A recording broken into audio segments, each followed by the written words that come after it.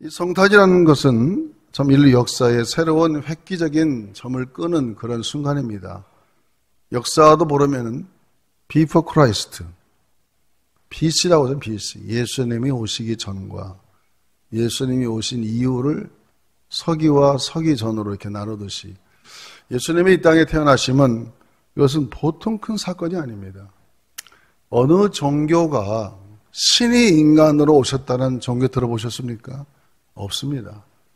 이 기독교만이 원래 신이신 신분을 가진 분이 사람의 옷을 입고 이 땅에 오셔가지고 그것도 부족해서 우리를 대신하여 십자가에서 피 흘려 죽으시고 3일 만에 부활하여 하늘로 올라가시는 이 엄청난 우주의 사건은 참으로 우리가 놀라운 사건이 할 수 없습니다.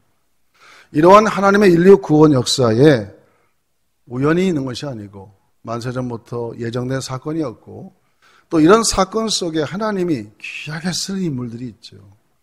여러분 성탄절에 대두되는 인물이 많이 있지만 특별히 성탄절에 예수님을 임신했던 예수님을 뱃속으로 이렇게 낳아서 길렀던 한 분 마리아가 있죠. 또 그의 남편 요셉이 있죠. 하나님께서 이 우주 만물을 창조하시고 내 아들을 이 세상에 보내서 인류의 모든 죄를 사하기 위하여 하나님의 사건을 일으켜야겠는데 누구를 택할까 이렇게 보시다가 마리아라는 여인을 택했습니다. 이 마리아는 그때 당시에 약혼한 상태였어요. 그러나 남자와 동침하지 않은 상태라 천의 몸이었지요. 하루는 가브리엘 천사가 마리아에게 찾아가서 마리아야 두려워하지 마라. 내가 머지않아 아들을 낳을 것이니 그는 곧 메시아여 예수라 그렇게 말하니까 마리아는 너무나 끔찍했습니다. 천사님 나는 남자를 알지 못하는데 아직 내가 약혼했지만 우리 요셉과 동침하지 않았는데 내가 어떻게 아이를 갖습니까? 그리고 생각해보니까 그 아이를 갖게 돼서 내가 배가 불러오면 율법적으로 따져보면 어마어마한 그런 시련이 마리아의 인생에 도달할 수가 있습니다. 그래서 요 마리아는 그걸 어떻게 할까 고민 중에 내가 그래도 하나님의 뜻이라면 내가 그것을 받아들여야겠다. 받아들였어요. 배가 불러옵니다. 이것을 난 요셉은 이거 너무나 곤란하죠 입장이. 웬만한 남자 같으면 어찌 이럴 수가 있느냐 하면서 아마 처갓집에 가서 난리를 치고 그 지역에 이 여인을 아마 굉장한 창피를 주고 그냥 끝내려고 했을 것입니다.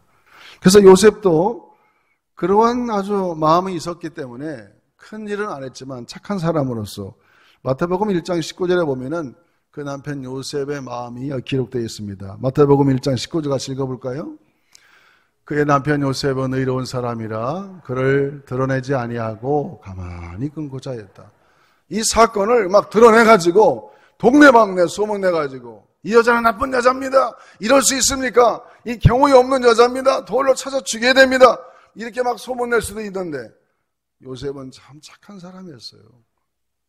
어떤 이유가 있겠지 하면서 그냥 조용히 끝내려고 했습니다. 그런데 천사가 또 요셉을 찾아가서 요셉아 너 너무 섭섭하게 생각하지 마라. 네 아내 마리아는 사람으로 태어난 그런 사람이 아니야. 그 아이는 성령으로 잉태된 것이고 이것은 메시아 하나님이시다.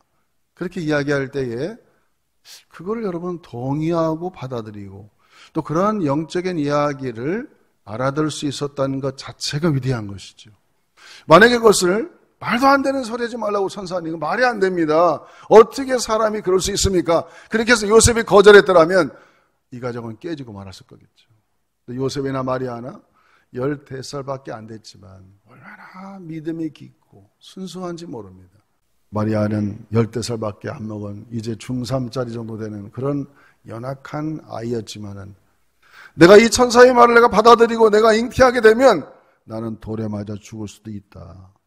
그리고 두 번째로는 정원한 요셉, 내가 남편을 배반한 일이 되고 이것은 참 윤리적으로도 너무나도 도덕적으로 너무나 못할 짓이고 평생에 그 남자의 가슴에 못을 박는 일이다 이거예요. 셋째로는 자기 가문에, 자기 친정 가문에 얼마나 이것은 창피가 되는 일인지 몰라요. 이런 엄청난 일이 일어날 것을 가상하면서도 그 어렸던 조그마한 그 10살밖에 안 되는 마리아는 그걸 수용했어요. 그러면서 뭐라고 했느냐? 유명한 하나님의 말씀이죠. 누가복음 1장 38절 같이 한번 읽어보겠습니다. 누가복음 1장 38절 마리아가 이르되 주의 여종이 오니 말씀대로 내게 이루어지이다 하매 천사가 떠나가니라. 주의 여종, 하나님, 나는 하나님의 것입니다. 내가 살아도 주의 것이고 죽어도 주의 것이고 하나님이 이 땅에 나를 보냈는데 하나님이 이 구원의 역사에 나를 써주신다면 내가 돌에 맞아 죽더라도 남편이 나를 버릴지라도 친정에서 나를 내쫓아서 거린이 된다 할지라도 하나님이 원하는 일이라면 내가 그걸 받아들이겠습니다. 내가 죽으면 죽겠습니다. 에스더와 같은 그러한 철저한 신앙이 아니고서는 수락할 수가 없는 거죠. 그러니 대단한 믿음인 겁니다. 만약에 마리아가 나 예수님, 하나님, 천사님 그 못해요 거절했더라면 또 다른 아가씨를 찾아야 되는데 하나님도 얼마나 곤란하시겠어요. 누가 그걸 수용하겠냐고요. 그러니 사람들은 오죽하면 이 성모 마리아 그 찬양도 다 나오고 오죽하면 마리아 숭배 사상까지 나오겠습니까? 그만큼 그 어린 여인의 그 믿음이 대단한 것입니다. 하나님은 이렇게 믿음 있는 사람을 시대시대 하나님이 뽑아서 하나님의 큰 역사에 하나님이 사용하시는 것이죠. 저와 여러분도 시대 속에 하나님의 믿음을 보시고 우리를 이 하나님의 역사 가운데 우리 모두를 사용해 주기를 여러분 기대하시기를 주의 이름으로 축원합니다. 그래서 예수님이 오시게 된 거예요. 사람의 모습으로 신이 인간의 뱃속에 들어가서 성령으로 잉태돼 가지고 우리가 늘 신앙 고백하잖아요. 오시게 된 것이죠. 그렇게 오신 예수님이 과연 나에게 어떤 의미가 있는가? 그것은 몇 가지 이유가 있는 거예요. 첫째는 이 성탄은 우리 인류에게 구원을 주신 사건입니다. 나갑시다. 인류에게 구원을 준 사건이다. 이 구원이란 말이 참 어려워요. 사실 해석하려면.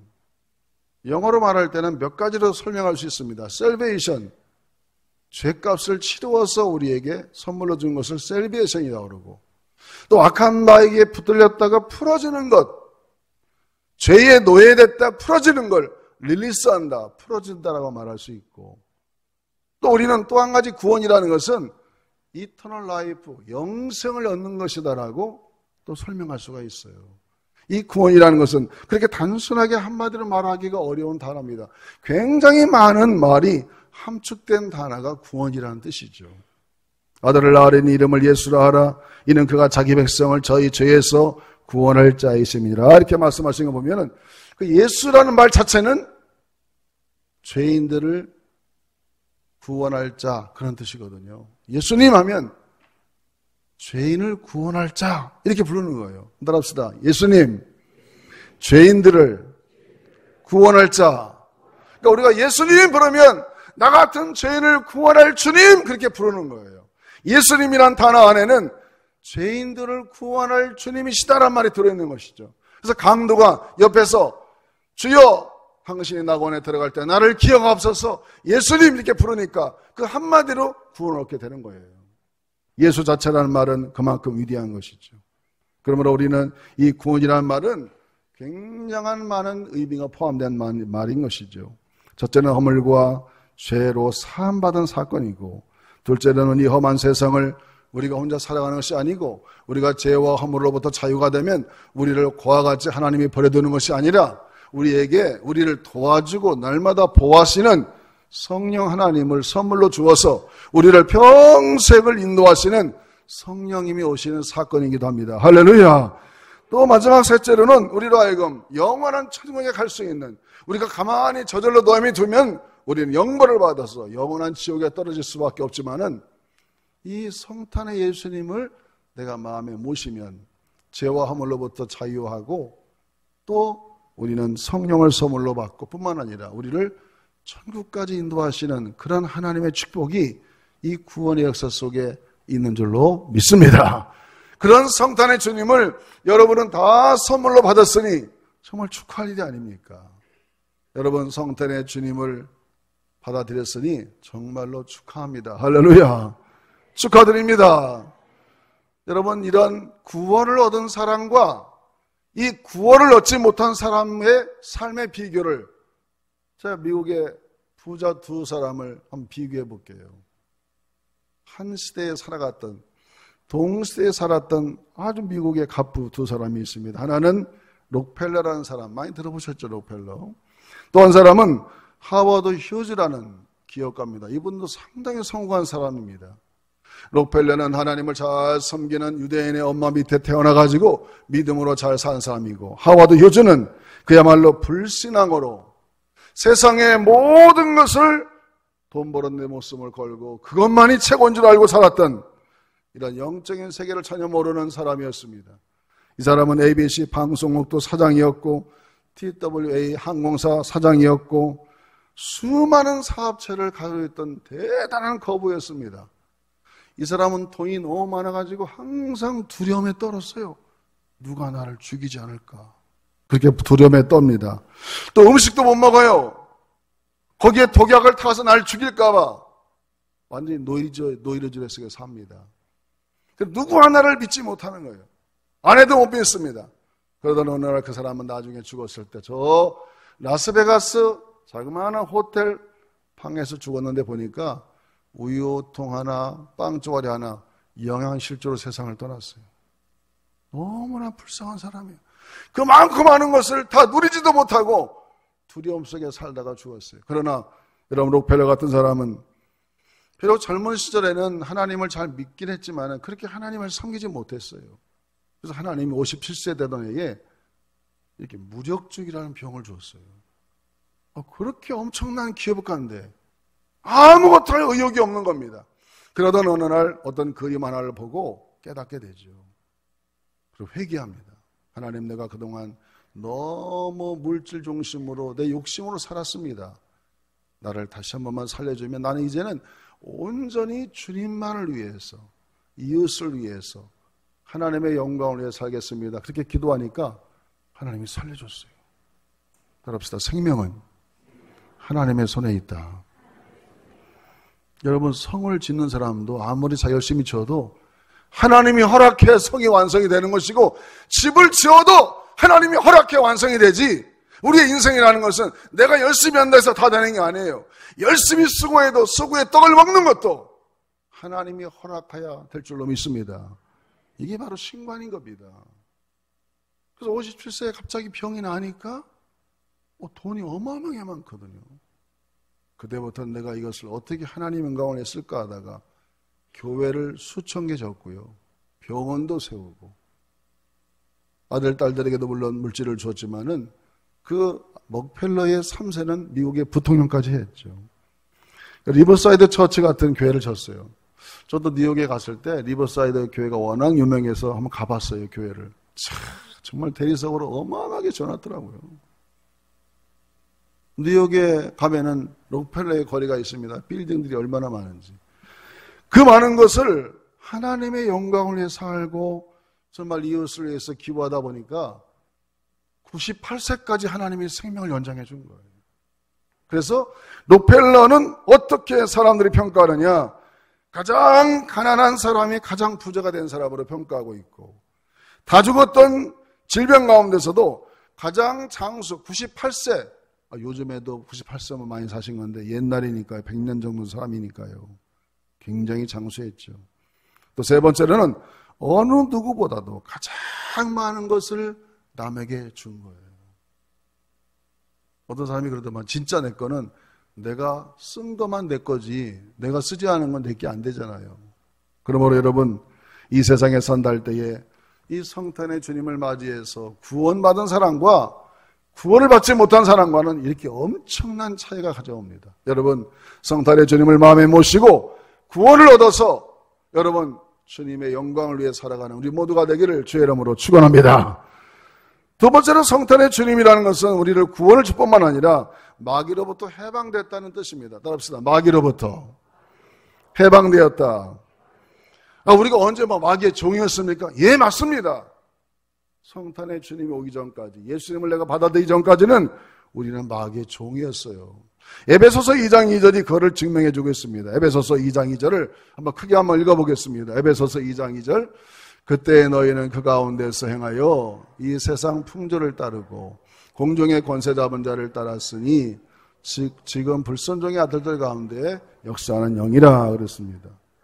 우리가 예수님을 영접하기 전, 성탄의 주님을 내 마음에 모시기 전에는 이 어둠의 영들, 불순종의 영들, 세상 공중 권세 잡은 이런 악한 영들에게 우리가 붙들려가지고 그 마귀가 하라는 대로 하는 거예요. 그러니까 험한 것을 쫓고 우상 숭배하고 미신을 섬기고 어디 가서 점이라 보고 이렇게 살아가는 것이 우리들의 상태였는데, 우리 예수님이 이 땅에 오셔서 십자가에 죽으시고 부활하신 예수님을 내가 받아들이기만 하면 그런 모든 마귀의 쇠사슬에서 완전히 자유하게 되는 것입니다.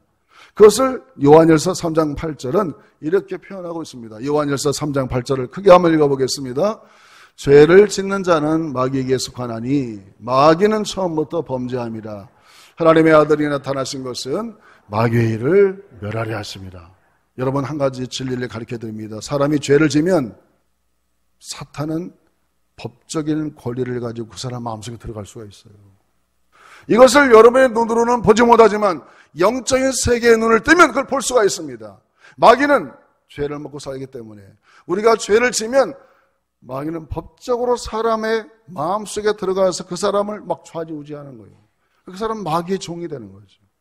근데 우리 예수님은 그런 마귀를 멸하려고 오셨기 때문에 그런 상태에 있는 사람이 주 예수를 내가 받아들이고 예수를 영접하게 되면 내 안에 있는 마귀는 물러가고 내 안에 하나님의 영이신 성령님이 내주하게 되는 줄로 믿습니다.